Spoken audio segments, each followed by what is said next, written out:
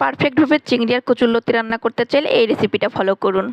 এই খাবারটা এভাবে রান্না করলে সবাই খেয়ে আপনার প্রশংসা করতে বাধ্য হবে। প্রথমে কচুরলতি নিয়েছি, এগুলোকে আমি ধুয়ে আগে থেকে পরিষ্কার করে নিয়েছি। গরম পানিতে দিয়ে 1 মিনিটের মতো আমি একটু ভাপিয়ে নিচ্ছি। পানি ঝরিয়ে তারপরে আমি কড়াই থেকে তুলে নিচ্ছি।